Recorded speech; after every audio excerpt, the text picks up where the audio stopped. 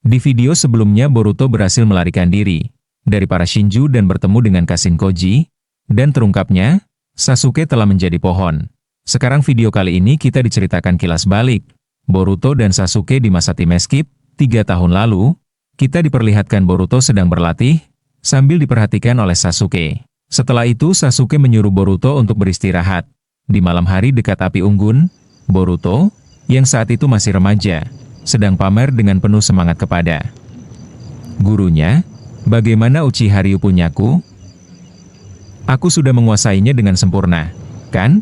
Seru Boruto dengan bangga sambil memanggil Sasuke dengan sebutan guru, dan sempat keceplosan memanggil paman Sasuke. Sasuke, yang duduk dengan tenang sambil memegang pedangnya, menanggapi dengan wajah datar. "Yah, bisa dibilang, hampir semua teknik dan teknik aliran yang kumiliki sudah kuajarkan padamu selama 1 tahun ini," jawab Sasuke dingin. Boruto sempat mengira gurunya sedang bercanda karena suasananya terasa begitu cepat selesai. Namun, Sasuke langsung memotong dengan tatapan serius yang menusuk, "Apakah aku terlihat seperti sedang bercanda?"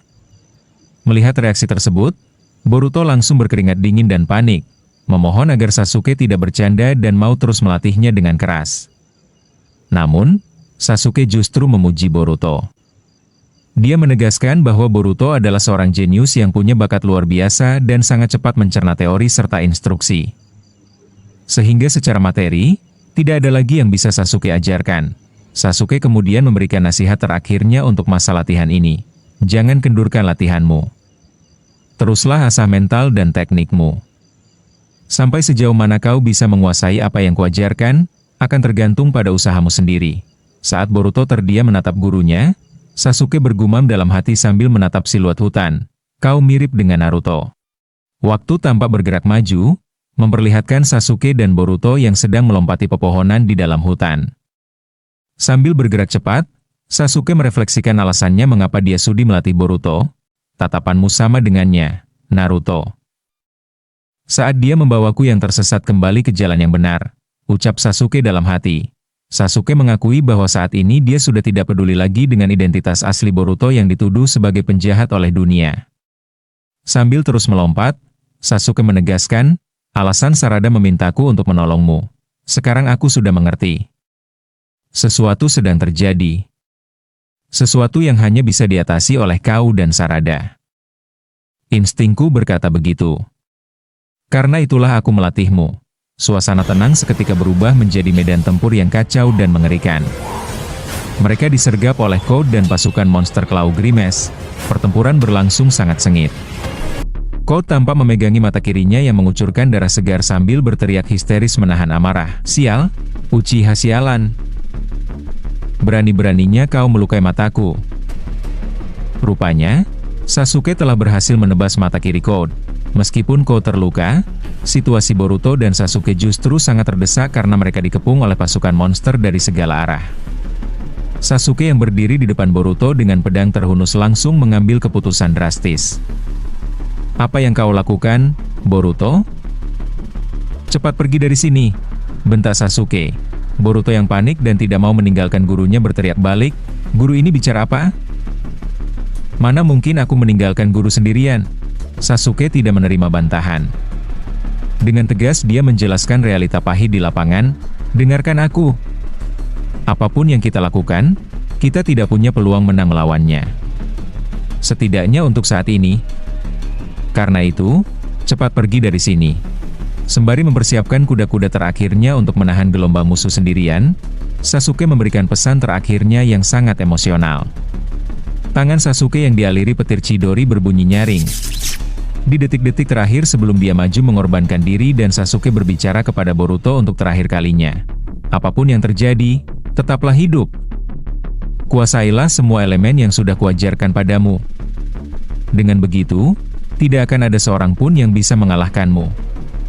Kutitipkan Sarada padamu, Boruto." Setelah pertempuran hebat melawan Code dan pasukannya, suasana seketika menjadi sunyi senyap. Memperlihatkan pemandangan langit malam yang mulai terbuka dengan bulan purnama yang bersinar muram. Disusul dengan hilangnya musuh-musuh dari area pertempuran, di tengah kawah lembah yang gersang, tampak sebuah pohon besar yang aneh berdiri kokoh. Di sekelilingnya, monster-monster Claw Grimace yang tersisa hanya terdiam tak bergerak, seolah tugas mereka telah usai. Di depan pohon raksasa itu, Boruto berdiri sendirian dengan jubah hitamnya. Ketika Boruto melangkah mendekat, pemandangan tragis terpampang nyata di depan matanya. Gurunya, Sasuke Uchiha, telah terserap sepenuhnya dan menyatu ke dalam batang pohon tersebut. Hanya bagian kepala, dada, dan satu tangan Sasuke yang masih memegang erat pedangnya yang menyembul keluar dari kulit kayu. Sasuke terpejam, tak sadarkan diri, terperangkap dalam kondisi vegetatif yang mengerikan. Boruto terdiam terpaku. Memperlihatkan sorot matanya yang dipenuhi rasa sedih, bersalah, sekaligus amarah yang tertahan melihat kondisi sang guru. Dia sempat terdiam sejenak, menundukkan kepalanya, "Paman Sasuke," ucapnya lirih. Namun detik berikutnya, sambil memasukkan pedang tersebut ke dalam sarungnya yang terikat di pinggang dengan bunyi, Boruto mengoreksi ucapannya dengan tegas, "Bukan, Guru." Itu pun bergerak maju transisi menuju masa depan. Boruto kini telah tumbuh menjadi seorang shinobi yang dewasa, tangguh, dan tenang.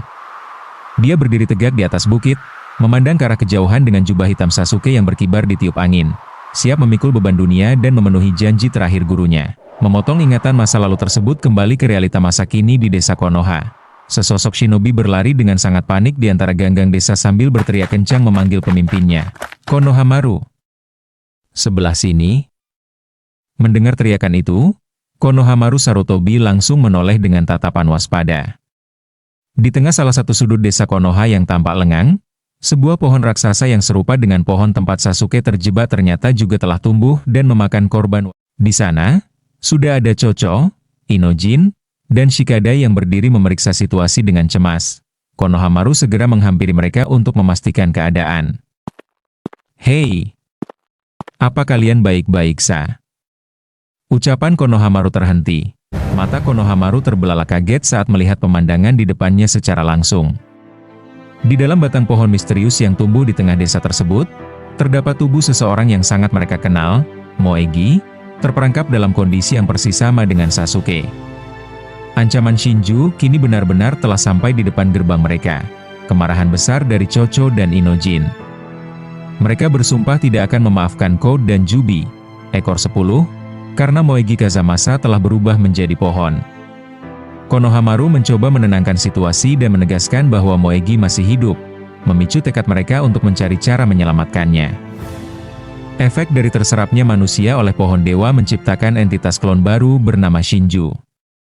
Matsuri, klon yang tercipta dari Moegi, mengejutkan yang lain karena ia bisa merasakan emosi, amarah, dan kesedihan yang mendalam dari murid-murid Moegi serta Konohamaru.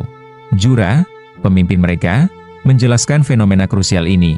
Meskipun secara biologis mereka berasal dari satu tubuh, Jubi, kini masing-masing klon Shinju telah memiliki ego, kesadaran, dan individualitas sendiri.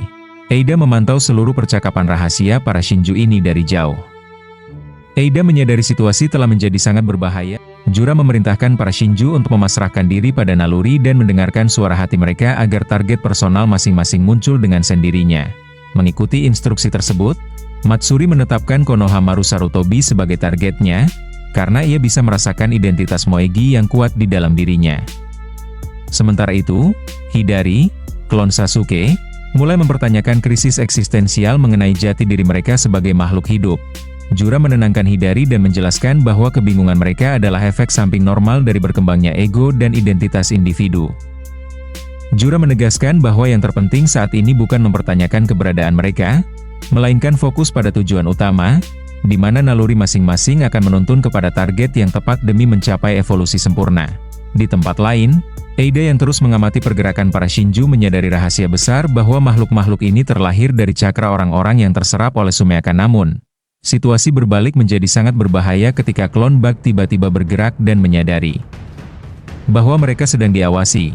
Secara mengejutkan, klon Bug berhasil mendeteksi dan melakukan kontak visual langsung dengan Eida. Tanpa ragu, klon Bug langsung mendeklarasikan keputusan fatal yang mengubah arah ancaman. "Sudah kuputuskan. Targetku adalah kau." Eida langsung terkejut dan ketakutan. Daemon yang berada di dekatnya langsung menyadari ada sesuatu yang tidak beres pada kakaknya. Melalui penglihatan Eida, terungkap alur takdir baru yang sangat krusial bagi masa depan dunia ninja. Masing-masing klon Shinju ternyata mengincar orang-orang terdekat dari korban asli yang mereka serap. Jura, pemimpin, mengincar Naruto Uzumaki. Matsuri, klon Moegi, mengincar Konohamaru Sarutobi. Klon Bug mengincar Eida. Hidari, klon Sasuke, mengincar Sarada Uchiha. Kita kembali ke Konoha di gedung penelitian Konoha. Sumire melirik Amado, dan Amado menyadarinya lalu ia berkata ada apa. Sumire berkata setelah 3 tahun, Boruto kembali ke desa untuk melindunginya dari serangan Code, tapi kenapa masih tetap diincar? Amado menegaskan meskipun niat Boruto baik, bahwa status hukum Boruto tidak berubah. Konoha tetap mengincar nyawanya karena dia dianggap sebagai pembunuh Hokage. Amado mengungkapkan motif aslinya membantu meloloskan Boruto dari Kara dan bekerja sama dengan Koji Kashin dulu. Semuanya dilakukan demi mengalahkan Ishiki Otsutsuki agar dia bisa menghidupkan kembali putrinya. Akebi, Amado telah memodifikasi data karma Boruto yang sempat lenyap dengan menyisipkan data genetik Akebi di dalamnya. Rencananya, ia membutuhkan Kawaki untuk memindahkan karma tersebut ke tubuh klon baru yang sudah disiapkan, sehingga Akebi bisa bereinkarnasi. Karena itulah aku membutuhkan Boruto, kau ingin bilang begitu kan Sumire? Amado mengungkap fakta krusial bahwa dialah satu-satunya orang yang memodifikasi tubuh Kawaki, menjadikannya alat sains ninja. Layaknya seorang seniman atau ilmuwan yang meninggalkan tanda tangan tersembunyi pada karyanya. Amado tahu persis struktur karma miliknya. Saat memeriksa Kawaki secara langsung, Amado menyadari sesuatu yang janggal. Data Akebi yang ia sisipkan ternyata ada di dalam tubuh Kawaki, bukan Boruto. Penemuan ini menjadi bukti fisik pertama bagi Amado bahwa ada yang tidak beres dengan realitas dan ingatan mereka saat ini, yang berpotensi menghancurkan. Percakapan rahasia antara Amado dan Sumire ini ternyata dipantau langsung oleh Sai dan melaporkan ke Shikamaru dari ruang Hokage. Celah keraguan, mendengar analisis Amado tentang bukti fisik yang bertentangan dengan ingatan, Shikamaru mulai goyah dan mencurigai bahwa ingatan seluruh orang di desa memang telah dimanipulasi oleh kekuatan Zeno. Sumire menjelaskan kepada Sarada bahwa melawan Zeno tidak semudah menunjukkan bukti fisik, seperti foto keluarga asli. Hipnotis otak, kekuatan dewa ini memaksa otak manusia untuk otomatis mengabaikan atau mencari alasan logis demi menolak bukti fisik tersebut, lalu kembali mempercayai memori palsu bahwa Kawaki adalah anak Naruto. Boruto tiba-tiba muncul dan mengungkap fakta emosional tentang Sasuke Uchiha. Ternyata, Sasuke juga terkena efek Zeno dan menganggap Boruto sebagai orang asing. Namun, karena Sasuke sangat mempercayai insting dan tangisan putrinya, Sarada, saat peristiwa 3 tahun lalu, Sasuke memilih mengabaikan ingatannya sendiri. Dia rela menjadi buron dan mempertaruhkan nyawa untuk melatih Boruto. Hanya karena dia mempercayai Sarada, Boruto menjelaskan kepada Sarada bahwa Sasuke sebenarnya ikut terkena efek manipulasi memori, Zeno, dan menganggap Boruto sebagai musuh. Namun, Sasuke memilih mengabaikan ingatannya sendiri dan rela bertaruh nyawa melindungi Boruto selama 3 tahun pelarian hanya karena dia mempercayai tangisan dan permintaan Sarada.